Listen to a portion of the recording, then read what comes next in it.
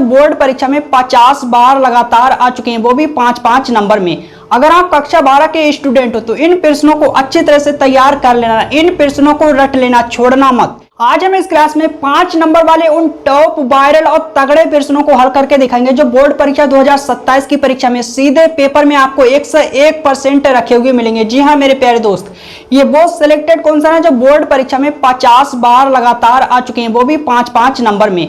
अगर आप कक्षा 12 के स्टूडेंट हो तो इन प्रश्नों को अच्छी तरह से तैयार कर लेना, इन प्रश्नों को रट लेना, छोड़ना मत, क्योंकि ये प्रश्न आपको बोर्ड परीक्षा 2027 की परीक्षा में सीधे पेपर में आपको रखे हुए मिलेंगे। यानी आज हम इस क्लास में पूरे 20 नंबर पक्के करने वाले हैं। अगर आपने इन प्रश्नों को अच्छी तरह से तैयार कर लिया तो आपके 20 नंबर पक्के। तो एक एक करके प्रश्नों को हल करते हैं। प्रश्न नंबर 1, तो प्रश्न नंबर 1 को हल करते हैं। x बराबर 3 पर फलन f(x) जो यहां पर फलन दिया हुआ है किस सांतत्य की जांच कीजिए। तो मेरे प्यारे दोस्त x बराबर 3 पर मेरे को ये चेक करके देना है कि जो फलन है सांतत्य है या नहीं है। तो सबसे पहले हम इस फलन को और इस बिंदु को नोट कर लेते हैं। तो लिखेंगे दिया गया फलन। ओके,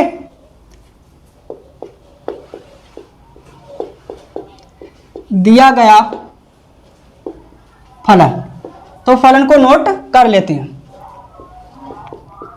f(x) बराबर 2x² और माइनस का 1। ओके, x बराबर 3। अब x बराबर 3 पर मेरे को ये चेक करके देना है कि यहां पर जो फंक्शन है, जो फलन है, ये सांतत्य है या नहीं है। तो हम लिखेंगे ओके, x बराबर 3 पर सांतत्य, या हम कहें सतत, सतत की जांच। तो मेरे प्यारे दोस्त मैंने लिखा x बराबर 3 पर सांतत्य, या हम कहें सतत की जांच।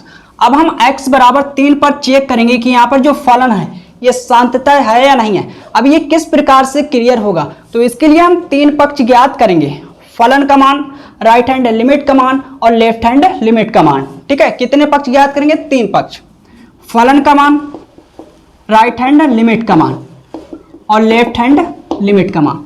अगर ये तीनों पक्ष बराबर आते हैं तब तो यहां पर जो फलन दिया हुआ है ये सांतत्य होगा, या हम कहें सतत होगा, अन्यथा नहीं होगा।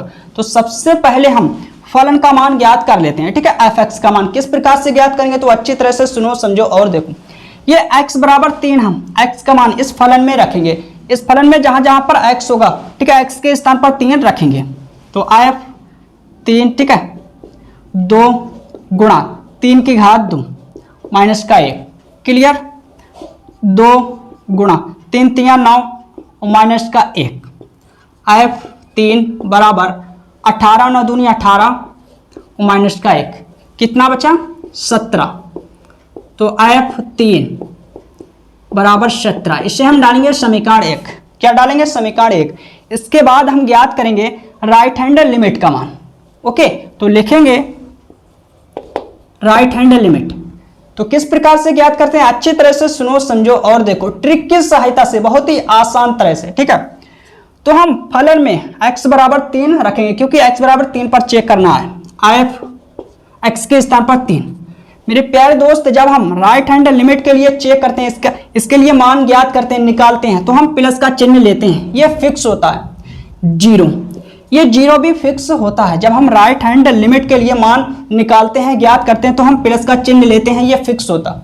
ये 0 भी फिक्स होता है, लिमिट का मान होता है, आगे चल के h बन जाता है। ठीक है, फिक्स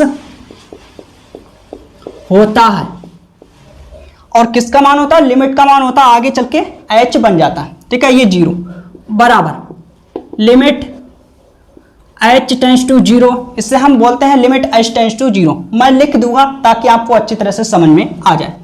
इसके बाद f, अब ये 0 h बन जाएगा। Okay, clear. आई होप समझ आया होगा। इसे हम पढ़ते हैं यानी बोलते हैं, क्या बोलते हैं? Limit h tends to 0।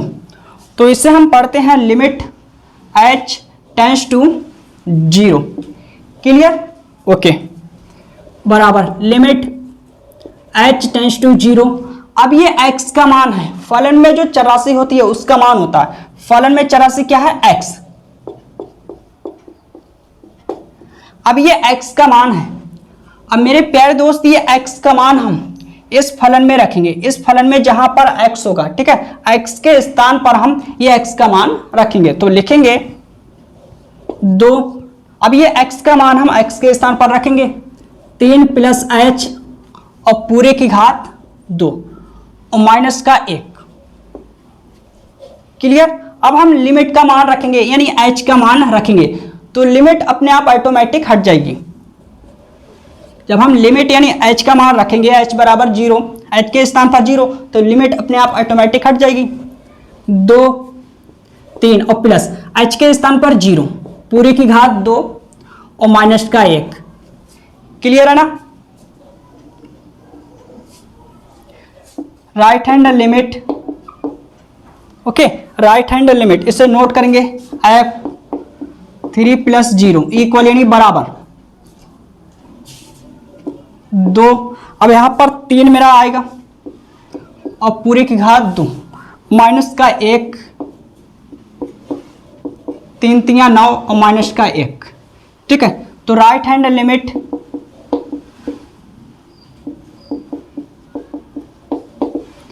अठारह और माइनस का 1, तो कितना बचेगा? 17 प्लस का 17।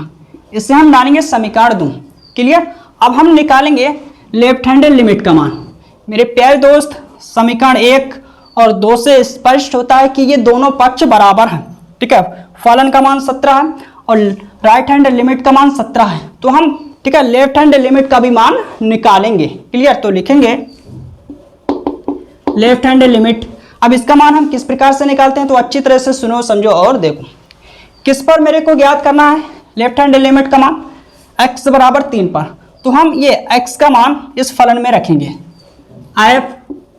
x के स्थान पर 3। अब जब हम लेफ्ट हैंड लिमिट का मान निकालते हैं तो माइनस का चिन्ह लेते हैं, ये फिक्स होता है। ठीक है, 0, ये 0 भी फिक्स होता है, लिमिट का मान होता है, आगे चल के h बन जाता है, बराबर लिमिट h टेंड्स टू 0। इसे हम क्या पढ़ते हैं? Limit h tends to 0। Clear? इसे नोट करेंगे f3 माइनस h। ओके, अब ये किसका मान है? जो फलन में चरराशि होती है उसका मान होता है। ठीक है, फलन में चरराशि क्या है? x, चरराशि। तो ये x का मान है। किसका मान है? x का मान है। अब ये x का मान हम फलन में रखेंगे, इस फलन में, इस फलन में जहां जहां पर x है, ठीक है, x का मान रखेंगे हम वहां वहां पर। ठीक है, limit h tends to 0 to x square, x के स्थान पर ये x का मान रखेंगे 3 माइनस h होल पावर 2 और माइनस का 1। अब मेरे प्यारे दोस्त, हम लिमिट का मान रखेंगे यानी h का मान रखेंगे, तो लिमिट अपने आप ऑटोमेटिक हट जाएगी। तो जहां जहां पर h है उसके स्थान पर 0 रखेंगे।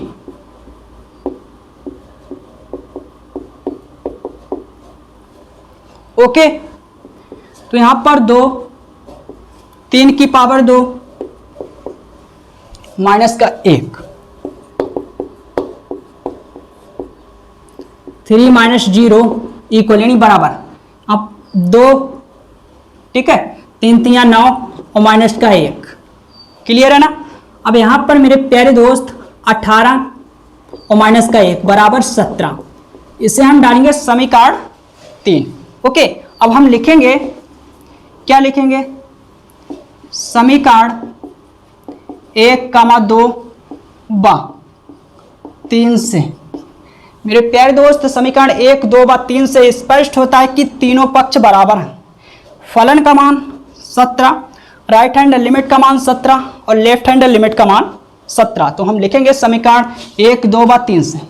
ओके, f3 इक्वल यानी बराबर राइट हैंड लिमिट, है ना, बराबर लेफ्ट हैंड लिमिट, यानी इन तीनों पक्षों का मान सेम टू सेम है, बराबर है।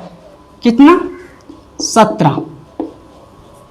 ओके, इसके बाद हम लिखेंगे अतः x बराबर 3 पर ये तीनों पक्ष बराबर हैं। जब तीनों पक्ष बराबर होते हैं तो जो फलन होता है वो सान्ततः होता है या सतत होता है।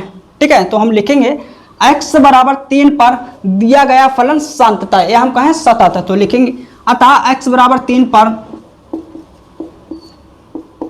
दिया गया फलन f(x) सान्ततः है। ओके मेरे प्यारे दोस्त, तो मैंने चेक किया तो जो फलन है x बराबर 3 पर सान्ततः है। ठीक है, मेरे को यही चेक करके देना था। तो प्रश्न नंबर 1 कंप्लीट हो गया। आप लोग इसे नोट करिए, इसके बाद हम प्रश्न नंबर 2 को हल करेंगे। तो नोट करिए।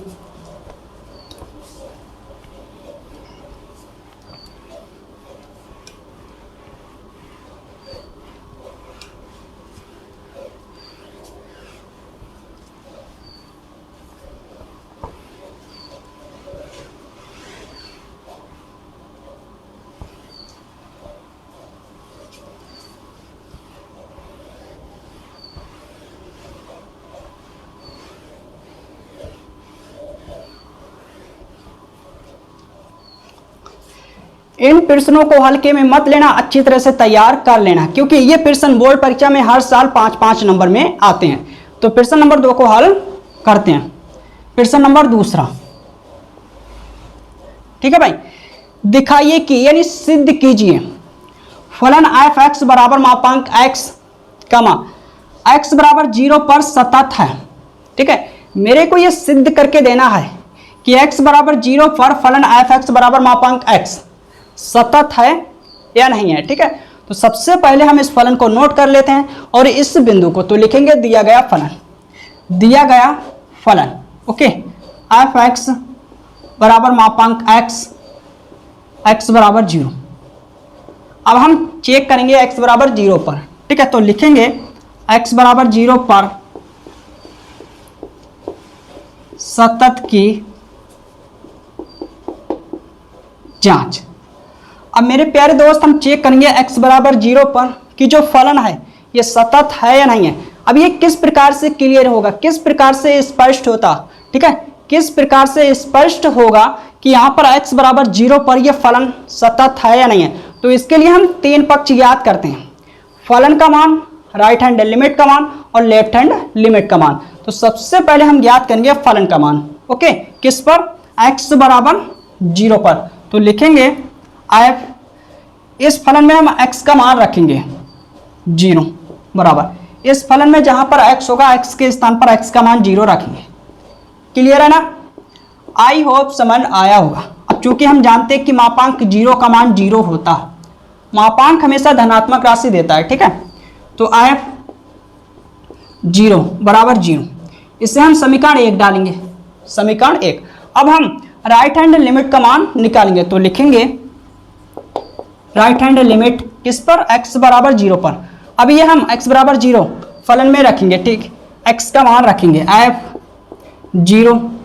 जब हम राइट हैंड लिमिट का मान निकालते हैं तो प्लस का चिन्ह लगाते हैं, यानी प्लस का चिन्ह लेते हैं, ये फिक्स होता है प्लस 0। ये 0 भी फिक्स होता है, लिमिट का मान होता है, आगे चल के h बन जाता। क्लियर, बराबर limit h tends to 0 f 0। ये किसका मान होता है, जो फलन में चर राशि होती है उसका मान होता है। फलन में चर राशि क्या, x बराबर 0, तो ये x का मान है, ये लिमिट का मान होता है, आगे चल के h बन जाता है। तो यहाँ पर 0 प्लस, अब ये h में बदल जाएगा। ओके मेरे प्यारे दोस्त, ये है। अब ये किसका मान है, जो फलन में चर राशि होती है उसका मान होता है। फलन में चर राशि क्या, x, तो ये x का मान है। अब ये x का मान हम फलन में रखेंगे। ठीक है, इस फलन में रखेंगे, इस फलन में x का मान रखेंगे, तो लिखेंगे लिमिट h टेंड्स टू 0 मापांक, x के स्थान पर x का मान रखेंगे 0 प्लस h। क्लियर, अब हम रखेंगे लिमिट का मान यानी h का मान, तो लिमिट अपने आप ऑटोमेटिक हट जाएगी यानी छूट जाएगी। ठीक है भाई, तो यहाँ पर मापांक 0 प्लस h के स्थान पर 0। क्लियर, बराबर मापांक 0, और मापांक 0 का मान 0 होता है।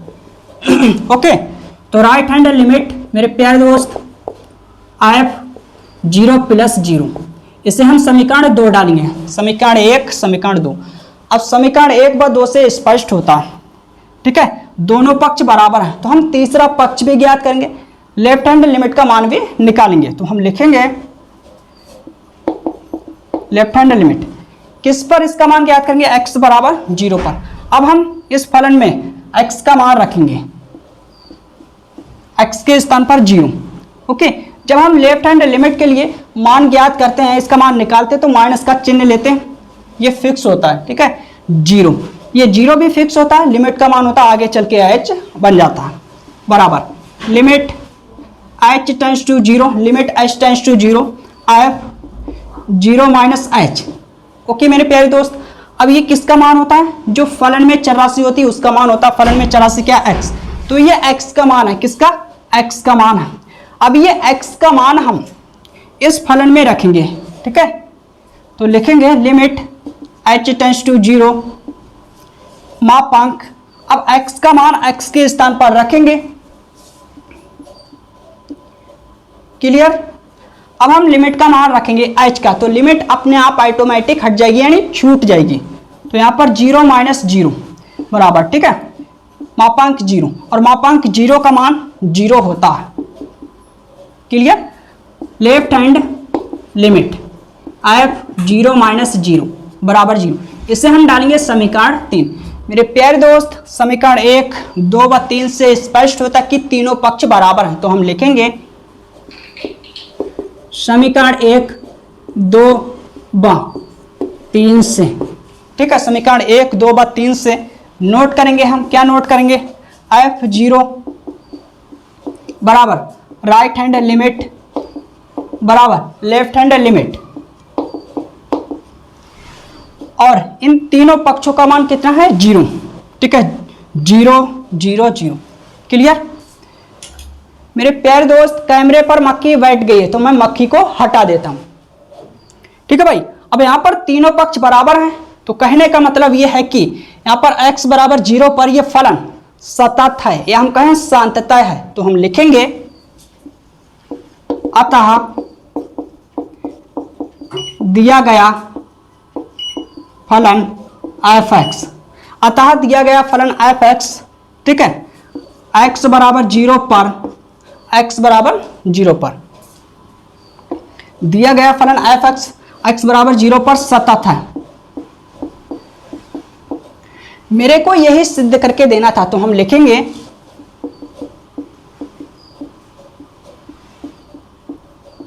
Hence proved. प्रश्न नंबर दूसरा कंप्लीट हो गया, ठीक है प्रश्न नंबर 2 कंप्लीट हो गया, तो आप लोग इसे नोट करिए, इसके बाद हम प्रश्न नंबर 3 को हल करेंगे, क्लियर। आई होप समझ आया हुआ, ओके तो नोट करिए।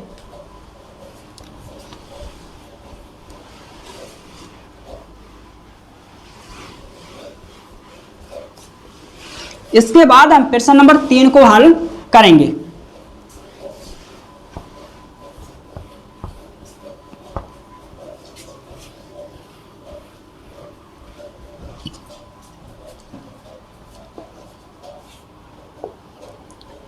तो प्रश्न नंबर 3 को हल करते हैं। दिखाइए कि यानी सिद्ध कीजिए, प्रूव कीजिए f(x) जो फलन है f(x) बराबर sin x² एक सतत फलन है, ठीक है। मेरे को ये सिद्ध करके देना है कि जो फलन f(x) है एक सतत फलन है, तो सबसे पहले मेरे प्यारे दोस्त इस फलन को हम नोट कर लेते हैं, तो लिखेंगे दिया गया फलन, दिया गया फलन प्रश्न नंबर 3 f(x) बराबर sin x², ओके तो मैंने इस फलन को नोट कर लिया f(x) बराबर sin x²। अब हम चेक करेंगे कि जो फलन है ये सतत है या नहीं है। तो मेरे प्यारे दोस्त आपको ये पता होना चाहिए कि कोई भी फलन सतत है या नहीं है। फलन को चेक करने के लिए आपको एक फलन और बिंदु पता होना चाहिए, ठीक है। तो प्रश्न में फलन दिया हुआ है लेकिन बिंदु नहीं दिया हुआ है। आई रिपीट, मैंने कहा कोई भी फलन सतत है या नहीं है, फलन को चेक करने के लिए आपको एक बिंदु और फलन पता होना चाहिए। तो प्रश्न में फलन दिया हुआ है लेकिन बिंदु नहीं दिया गया है। अगर आपको प्रश्न में फलन दिया जाए और बिंदु ना दिया जाए तो बिंदु हम अपनी तरफ से मानते हैं। किस प्रकार से मानते हैं, इसके लिए हम देखते हैं कि फलन में चर राशि क्या है। फलन में चर राशि है x, फलन में चर राशि क्या है x, तो हम x बराबर मानेंगे, ठीक है। तो मान लेते हैं, माना x बराबर a, ठीक ठीक है। अब ये ए क्या है, तो हम लिखेंगे बिलोंग्स टू आर, यानी x बराबर ए बिलोंग्स टू आर। ए वास्तविक संख्याओं से बिलोंग्स टू कर रहा है, यानी रियल नंबर्स पर सतत की जांच। अब मेरे प्यारे दोस्त हम चेक करेंगे x बराबर ए बिलोंग्स टू आर पर कि जो फलन है ये सतत फलन है या नहीं है, ठीक है। अब ये किस प्रकार से क्लियर होगा, तो ये स्पष्ट करने के लिए, ये क्लियर करने के लिए हम तीन पक्ष ज्ञात करते हैं, फलन का मान, राइट हैंड लिमिट का मान और लेफ्ट हैंड लिमिट का मान, ठीक है। तो सबसे पहले हम फलन का मान ज्ञात करेंगे। तो इस फलन में हम x का मान रखेंगे, x के स्थान पर a, f a बराबर साइन x के स्थान पर a, तो a स्क्वायर। अब इससे ज्यादा इसे हम हल नहीं कर सकते हैं, तो इसे हम डालेंगे समीकरण 1। अब हम राइट हैंड लिमिट का मान निकालेंगे, यानी ज्ञात करेंगे, तो लिखेंगे राइट हैंड लिमिट, ठीक है, किस पर, x बराबर a पर। तो इस फलन में हम x का मान रखेंगे a। जब हम राइट हैंड लिमिट के लिए मान ज्ञात करते हैं तो प्लस का चिन्ह लेते हैं, ये फिक्स होता है जीरो, ये जीरो भी फिक्स होता है, लिमिट का मान होता है आगे चल के h बन जाता है, बराबर limit h tends to 0 f a plus h। अब ये किसका मान है, जो फलन में चौरासी होती है उसका मान होता है, ठीक है। फलन में चौरासी क्या है, x, तो ये x का मान है, ठीक है। अब ये x का मान हम फलन में रखेंगे, फलन में जहां पर x है वहां पर ये x का मान रखेंगे, तो लिखेंगे बराबर लिमिट h टेंड्स टू 0। अब यहाँ पर इस फलन में जहां पर x है, ठीक है, x के स्थान पर ये x का मान रखेंगे, साइन a प्लस h और पूरे की घात 2। क्लियर, आई होप समझ आया होगा। अब हम लिमिट का मान रखेंगे, यानी h का मान, तो लिमिट अपने आप ऑटोमेटिक हट जाएगी, तो हम लिखेंगे साइन a प्लस h के स्थान पर 0 पूरे की घात 2 साइन a स्क्वायर, ठीक है। तो हम लिखेंगे right hand limit f a plus 0, इसे हम डालेंगे समीकरण 2। इससे ज्यादा इसे हम हल नहीं कर सकते हैं, ठीक है। अब यहाँ पर फलन का मान और राइट हैंड लिमिट का मान दोनों पक्ष बराबर हैं, तो हम तीसरा पक्ष भी ज्ञात करेंगे, लेफ्ट हैंड लिमिट का मान। तो हम लिखेंगे लेफ्ट हैंड लिमिट x बराबर a पर चेक करेंगे, ठीक है, यानी इसका मान निकालेंगे x बराबर a पर। तो इस फलन में हम x का मान रखेंगे f a। जब हम लेफ्ट हैंड लिमिट के लिए मान ज्ञात करते तो माइनस का चिन्ह लेते, ये फिक्स होता है जीरो, ये जीरो भी फिक्स होता है, लिमिट का मान होता है आगे चल के ये 0h बन जाता है, बराबर limit h tends to 0 f a minus h। अब ये x का मान है, जो फलन में 84 होती है उसका मान होता है, फलन में 84 क्या x। अब ये x का मान है, ये x का मान हम इस फलन में रखेंगे, इस फलन में जहां पर x होगा, ठीक है, उसके स्थान पर ये x का मान रखेंगे, बराबर limit h tends to 0, okay. तो साइन, अब यहां पर x के स्थान पर ये x का मान रखेंगे a माइनस h पूरे की घात 2, ओके। अब हम लिमिट का मान रखेंगे, यानी h का मान रखेंगे, तो लिमिट अपने आप ऑटोमेटिक हट जाएगी। अब हम लिमिट यानी h का मान रखेंगे 0 पूरे की घात 2, okay, sine a square. Clear, I hope समझ आया होगा। अब इससे ज्यादा इसे हम हल नहीं कर सकते, तो लिखेंगे left hand limit f a minus 0, इसे हम समीकरण 3 डालेंगे, समीकरण 1 2 3। अब समीकरण 1 2 व 3 से स्पष्ट होता है कि तीनों पक्ष बराबर हैं, तो हम लिखेंगे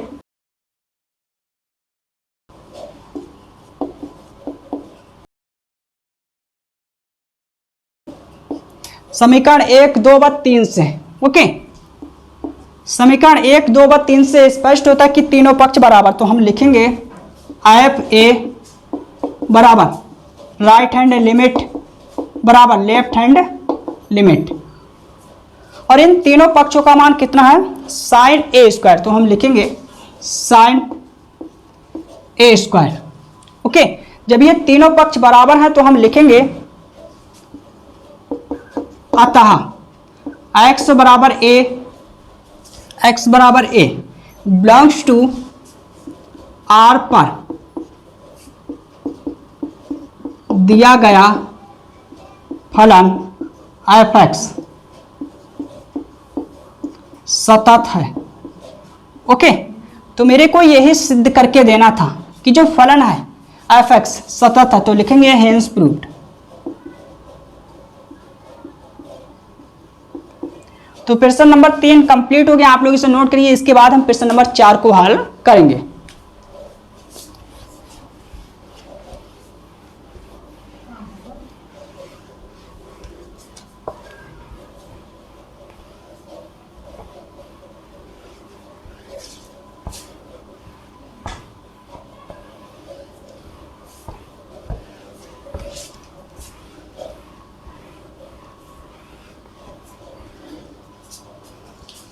प्रश्न नंबर 4, अब हम प्रश्न नंबर 4 को हल करेंगे।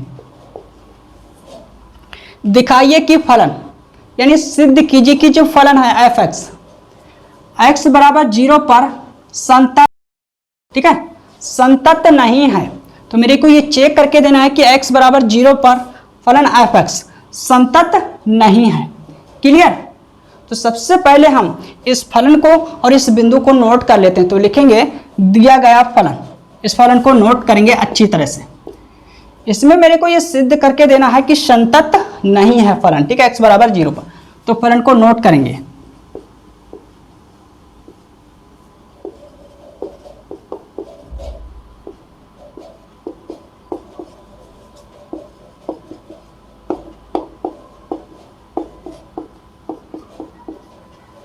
ठीक है, इस शर्त के सामने वाला फलन ये है और इस शर्त के सामने वाला फलन ये। इस फलन में दो फलन है, एक ये है और दूसरा ये। ठीक है, इस शर्त के सामने वाला फलन ये है और इस शर्त के सामने वाला फलन ये, यानी इस फलन में दो फलन है। ठीक है, अब मेरे को चेक करके देना है x बराबर 0 पर। ठीक है, तो लिखेंगे x बराबर 0 पर संतत, या हम कहें शांतता, या हम कहें सतत, बात एक ही है।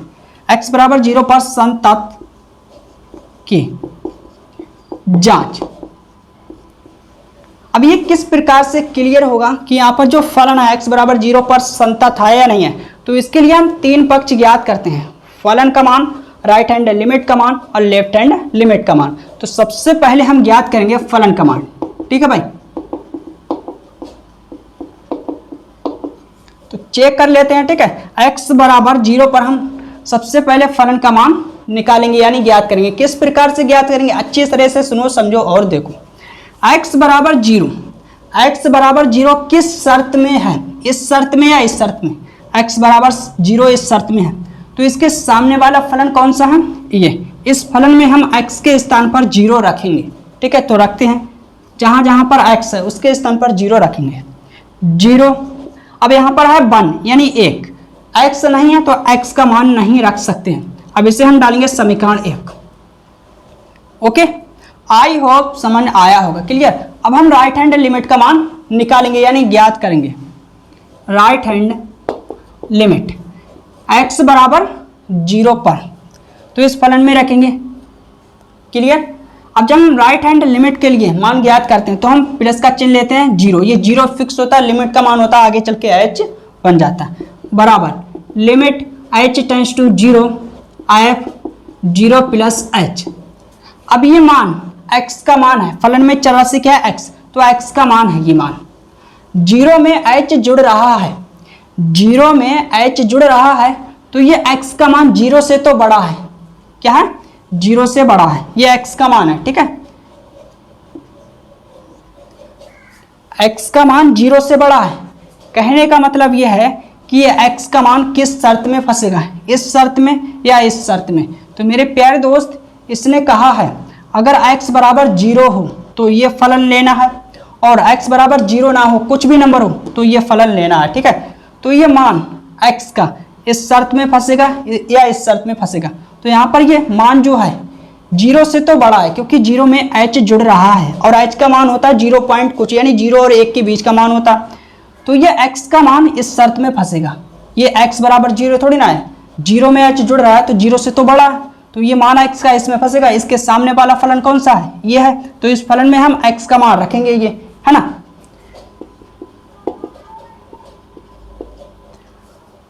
अब जहां जहां पर x है उसके स्थान पर ये x का मान रखेंगे।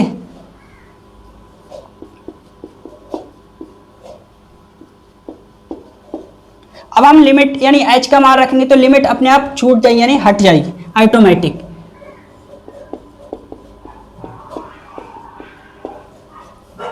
ओके, अब हम लिखेंगे राइट हैंड लिमिट f 0 + 0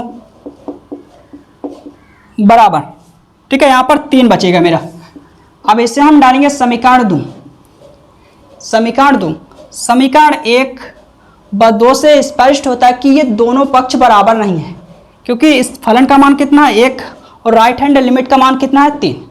जब ये दोनों पक्ष बराबर नहीं है तो तीसरा पक्ष हम ज्ञात नहीं करेंगे, लेफ्ट हैंड लिमिट का मान। लेफ्ट हैंड लिमिट का मान हम कब ज्ञात करते हैं, जब ये दोनों पक्ष बराबर होते हैं, ठीक है। अगर आपने आगे चेक भी किया यानी लेफ्ट हैंड लिमिट का मान निकाला फिर भी नंबर पूरे मिलेंगे, और अगर आपने लेफ्ट हैंड लिमिट का मान नहीं निकाला और यहाँ पर लिख दिया कि x = 0 पर फलन संतत नहीं है फिर भी नंबर पूरे मिलेंगे। तो आगे हम चेक नहीं करेंगे, ठीक है, यानी इसका मान नहीं निकालेंगे। लेफ्ट हैंड लिमिट का मान कब निकालते हैं, जब ये दोनों पक्ष बराबर होते हैं।